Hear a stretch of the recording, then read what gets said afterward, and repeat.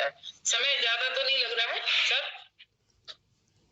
प्रिया नहीं मैडम, तो जो हम डाटा कलेक्शन करते हैं तो उसमें जो 100% जो कंक्लूजन निकल के आता है वो बिल्कुल राइट होता है, क्योंकि हमें इसमें कोई भी किसी भी प्रकार की कोई कहना चाहिए गलतफहमी नहीं होती, क्योंकि हमने स्वयं बनाया है, स्वयं भरा है, अवलोकन भी हमने किया, ऑब्जर्वेशन बहुत सटीक रखा है, और उत्तरदाता से जो प्रश्न किया वो भी एकदम सटीक है।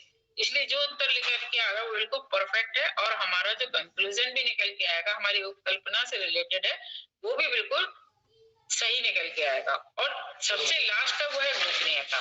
कि गोपनीयता आपको हर समय ध्यान में रखनी है कि हम चाहे हमारा मिलने वाला व्यक्ति रहा हो या अड़ोसी पड़ोसी रहा हो या जो भी उत्तरदाता रहा हो, हमें उसकी गोपनीयता को भंग नहीं करना। मान लीजिए किसी की ऐसी कोई केस हिस्ट्री निकल के आती है, आपको उस मतलब आपके रिसर्च में या शोध करते समय जानकारी होती है, तो आपको ये ओपन नहीं करना है कभी भी। क्यों? क्योंकि आपको उसने बहुत विश्वास के साथ वो अपनी बात बताई है, उससे रिलेटेड गोपनीयता आपको बताई है, आप पर विश्वास रख के बताइए। तो ये नैतिकता आप पर ही निर्भर करती है कि आप ये ध्यान रखें कि उसकी जो गोपनीयता है वो भंग ना हो। अब नेक्स्ट आता है कि शोध का उद्देश्य क्या है। तो शोध का तो उद्देश्य हम पहले ही बता चुके हैं कि जो भी हमारा लक्ष्य है उसमें जो भी तथ्यों का हमें पता लगाना है उसके बारे में जानकारी लेना ही हमारा शोध का उद्देश्य होता है। और जो हमारी नैतिकता का जो उद्देश्य है वह है, हमको मतलब एक शोधकर्ता को ये ध्यान रखना चाहिए कि जो भी प्रतिभागियों की सुरक्षा है, मतलब जो उनकी गोपनीयता के साथ साथ उनकी सुरक्षा है, उसका भी ध्यान रखना हमको आवश्यक है। वैज्ञानिक रूप से वो तार्किक होना चाहिए। जो भी हमने डाटा कलेक्शन किया है वो वैज्ञानिक रूप से बिल्कुल स्पष्ट होना चाहिए। मतलब यदि कोई व्यक्ति इस पे प्रश्न उठाता है कि यदि आपने यदि मान लीजिए समूह का अध्ययन किया, जो स्वयं समूह होते हैं, है ना, मान लीजिए आपने उसका अध्ययन किया और वो डाटा आपने मान लीजिए बताया कि 400 स्वयं समूह है जो अपना कार्य कर रहे हैं। दूसरे व्यक्ति ने अध्ययन किया तो वो कहेगा नहीं नहीं भाई 400 नहीं है, आपको पता ही नहीं है तो 500 है। अब आप कंफ्यूज है क्योंकि आप उस क्षेत्र में जाके जो सही डाटा है उसका आपने नहीं लिया है, इसलिए आपके और उसके डाटा में अंतर आ रहा है। क्लियर? तो जब डाटा में अंतर आता है तो वो वैज्ञानिक नहीं होता। तो डाटा में अंतर ना आना ही वैज्ञानिक अखंडता कहलाता है। कि जो डाटा आपकी जो समरी में चढ़ा है और जो डाटा आपने कलेक्शन किया है वो एक होना चाहिए, उसमें कोई भिन्नता नहीं होनी चाहिए। और सामाजिक उत्तरदायित्व ये कहता है कि जो भी व्यक्ति या समाज में आप व्यक्तियों से जाकर संपर्क ले रहे हैं या कर रहे हैं उसमें आपकी जो शालीनता है, धैर्यता है और व्यवहार करने का जो तरीका है वो बिल्कुल स्पष्ट और अच्छा होना चाहिए। स्लाइड आप आगे नहीं बढ़ा रहे हैं संजय। अब आ रहा है अनुसंधान में नैतिक मुद्दे। स्लाइड को संजय आगे बढ़ाएंगे और आगे।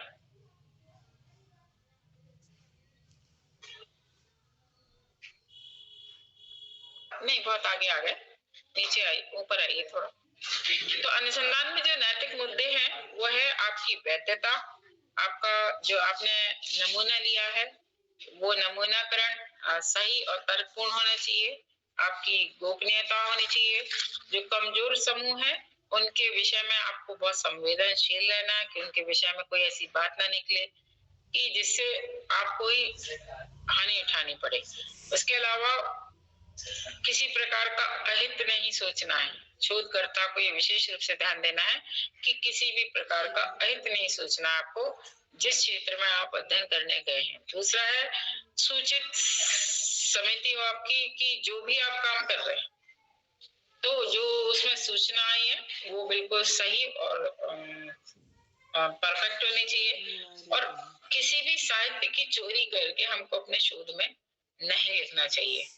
और जो भी डेटा आपके पास आया चाहे अच्छा आया हो या आपको ऐसा लग रहा है कि नहीं ये तो पूरा सच उजागर हो जाएगा, और जो भी आपका डेटा आया है उसका निर्माण वैसे के वैसा ही करना चाहिए, इसमें कोई हेरा फेरी या परिवर्तन आपको नहीं करना चाहिए और कोई भी मिथ्यापूर्ण तथ्य उसमें नहीं कि आप अपनी स्टोरी बना करके इसमें डालते हैं कि अरे अब उधर तो जा नहीं पाए तो अब क्या करें, इसका डेटा हम ऐसा ही इसमें ऐसे डाल देते हैं। तो ये मिथ्यापूर्ण उसमें रिसर्च में या शोध में के विषय में कोई भी मिथ्यापूर्ण तथ्य नहीं आने चाहिए। इसके अलावा है कि नैतिकता में जो घटक आते हैं वो है आपकी ईमानदारी। आपने जो भी विषय लिया अनुसंधान का वो एकदम स्पष्ट होना चाहिए, दिशात्मक होना चाहिए, आपके उद्देश्य को पूर्ण करने वाला होना चाहिए। उसमें आपकी योग्यता के अनुसार ही आप उस डेटा को संभालें, उसका विश्लेषण करें, उसका जो विशेष उसका जो वर्गीकरण है उसी के अकॉर्डिंग करें।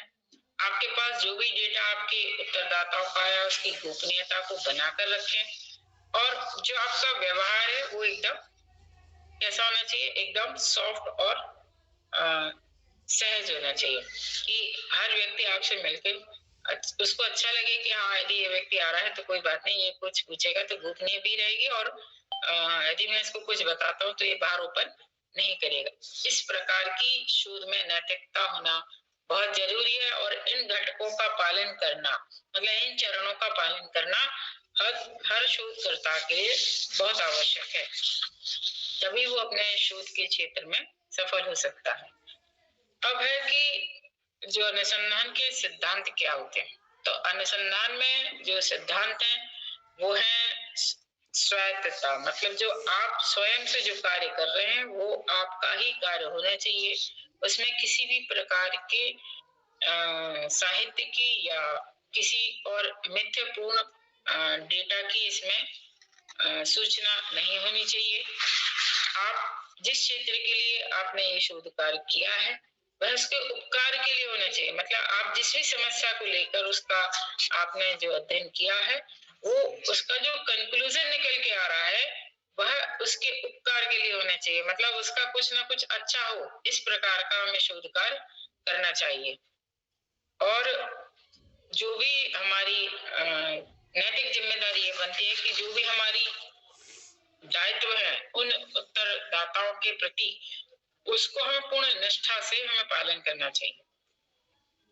अब बात आती है कि शोध में नैतिकता की आवश्यकता क्यों, इसका महत्व क्या है। तो नैतिकता यदि हमारे अंदर है तो हम किसी की भी मदद को प्राप्त कर सकते हैं, क्योंकि जो व्यक्ति बहुत अच्छा होता है, ये तो आपने समाज सुधारकों को देखा होगा, आपने बड़े बड़े लोगों के नाम सुने होंगे, क्यों, क्योंकि उनके अंदर बहुत नैतिकता के गुण थे। चाहे आप एपीजे अब्दुल कलाम का नाम लें, स्वामी विवेकानंद का नाम लें, चाहे आप किसी ऐसे हिस्टोरिकल व्यक्ति का नाम लें, क्या था उनके अंदर एक नैतिकता थी कि उस नैतिकता का वो पालन करके समाज में उन्होंने अपने अपने क्षेत्र के कार्य को संपन्न किया। तो आखिर नैतिकता थी तभी आज हम उन्हें पूछ रहे हैं या जान रहे हैं या आज भी उनका गर्व से हम नाम ले रहे हैं। तो नैतिकता का महत्व तो हमारे जीवन में यही है कि यदि हम इसका पालन करते हैं तो एक शोधकर्ता के लिए वो सकारात्मक भाव को पैदा करता है और उसका जो शोध का परिणाम है वो भी इसके लिए पॉजिटिव निकल के आएगा। तो मैंने नैतिकता के विचारों को लेकर के एक लिंक आपको दी है, उससे रिलेटेड कुछ डेटा आपको उसमें मिल सकता है। और ये जो नैतिकता का जो विकास हुआ है वो आज से नहीं हो रहा है, वो प्राचीन समय से चला आ रहा है।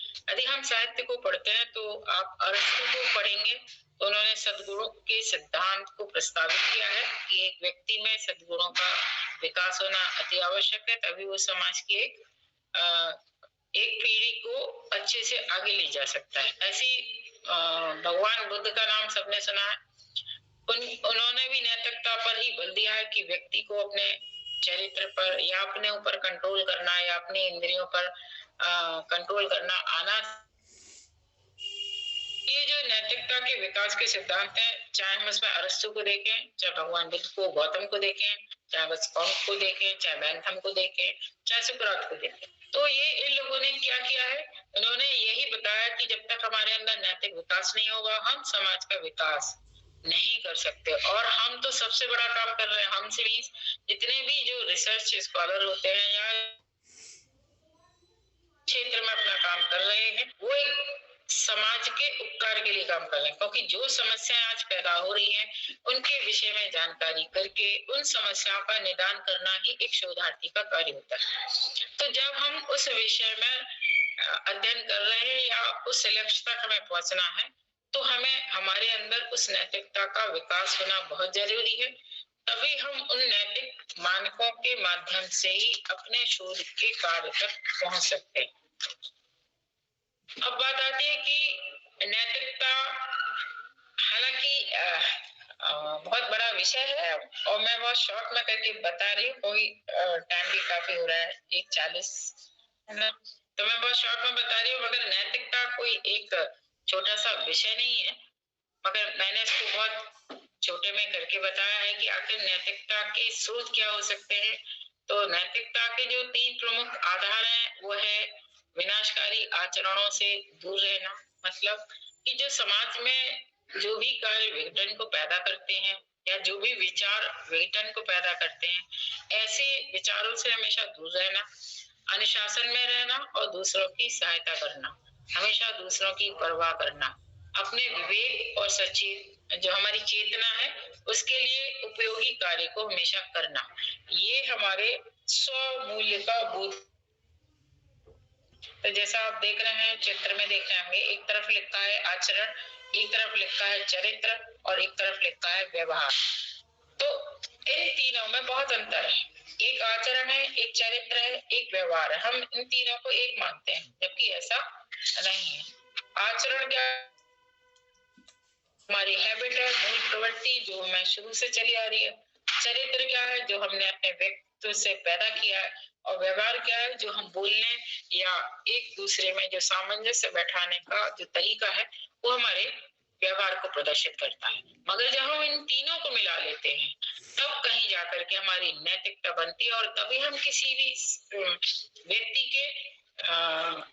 के व्यक्तित्व के बारे में हम कोई एनालिसिस कर पाते हैं। जैसे हम बोलते हैं ना स्वामी विवेकानंद, तो हमारे मन में खुद ही आ जाता है कितना कितना एक इतने छोटी सी उम्र का एक व्यक्ति जिसके अंदर इतने इतने आचरण उनका अच्छा था, उनका चरित्र इतना अच्छा था, उनका व्यवहार ऐसा था, लोगों को उन्होंने एक ही बार में कितना मोटिवेट कर दिया। तो ये क्या है, क्योंकि उनका आचरण शुरू से ही अच्छा था इसलिए। तो ये जो आचरण है या चरित्र है या ये व्यवहार है ये हमारे नैतिक मूल्यों को दर्शाता है कि आखिर हमारा जो समाजीकरण है वो किस प्रकार से हुआ है। वह ये आचरण चरित्र और व्यवहार इस चीज को प्रदर्शित करते हैं। अब बात आती है कि नैतिकता में क्या क्या चीजें आवश्यक हैं। वो है प्रतिबद्धता, हमारा ज्ञान, हमारा प्रोत्साहन, हमारा कार्य और नैतिक तर्क बुद्धि। नैतिक तर्क बुद्धि अभी भी बताया था कि यदि कोई कंडीशन ऐसी आती है जहाँ कोई ऐसी लग रहा है कि इस समय कुछ ज्यादा बोलेंगे तो ये वायलेंट हो जाएंगे या लड़ने लगेंगे या कुछ ऐसा बोल देंगे, तो उस समय हमें एकदम तर्क बुद्धि से ध्यान देना है कि हमें इस प्रकार का प्रश्न तुरंत पूछ लेना चाहिए जिससे कि वो सहज सरल हो जाए और जिस हिसाब से वो टेंशन में आ रहा है या हम पर आक्रमण कर सकता है या हमसे कुछ ऐसा बोल सकता है उसके लिए हमें तुरंत इस प्रकार का व्यवहार, ये नैतिक क्षमता हमारे अंदर होना आवश्यक है। और ये तभी आएगी जब हम इसका अपने अंदर अनुपालन करेंगे, हम बार बार उसको ग्रहण करने की क्षमता रखेंगे। निष्कर्ष की ओर आ रहे हैं तो निष्कर्ष में निकल के यही आता है कि जो भी अनुसंधान नैतिकता का उद्देश्य ये सुनिश्चित करना है कि जो भी अनुसंधान हमारे विषय से जुड़ा है उसमें नैतिक जिम्मेदारी को मानते हुए करना चाहिए और उसका उद्देश्य है कि जिस भी स्थान से मिलकर के हम अपने अनुसंधान को पूर्ण कर रहे हैं उसके अधिकारों की, उसकी गरिमा की और उसके कल्याण की रक्षा करना और उसकी विश्वसनीयता को बनाए रखना ही हमारी नैतिक जिम्मेदारी है। और इसी के साथ आप सबका बहुत बहुत आभार कि आपने बहुत धैर्यपूर्वक हमारी इस